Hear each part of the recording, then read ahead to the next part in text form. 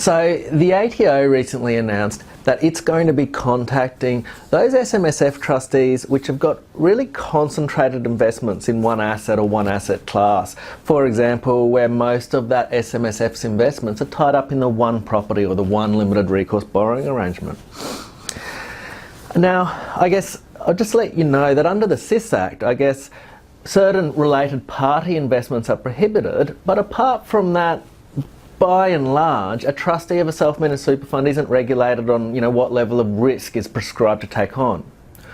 What the rules do say is the trustee of a fund has to have an investment strategy which considers the risk, considers the diversification, considers the asset allocation, considers that the investments will meet liquidity, considers the appropriateness of insurance.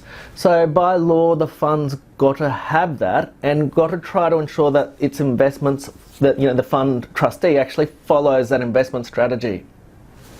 But what isn't prescribed is it's not prescribed that a fund can only invest in conservative investments, or a fund isn't allowed to have concentrated or non-diversified investments. What you have to have though is you have to have that investment strategy, and there's got to be a good reason for that lack of diversification. So beware, the ATO is contacting clients. If you've got clients who might be in that mix, I guess get them prepared for the ATO call. It's a bit scary.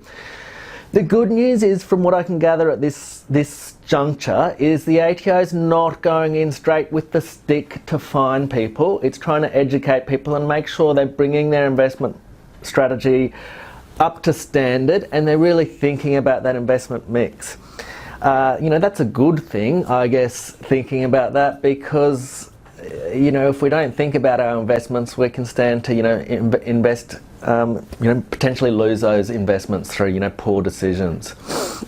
From a penalty perspective, if the fund doesn't have an investment strategy or plays no credence to its investment strategy, that's a breach of the operating standards. So there can be a fine for that, an administrative penalty, which is about a bit over $4,000 per instance. So if that went back a couple of years, it could be some serious potential fines. So it's not something to flippantly disregard. I think it's a topic that advisors and their clients should be focusing on. Thanks.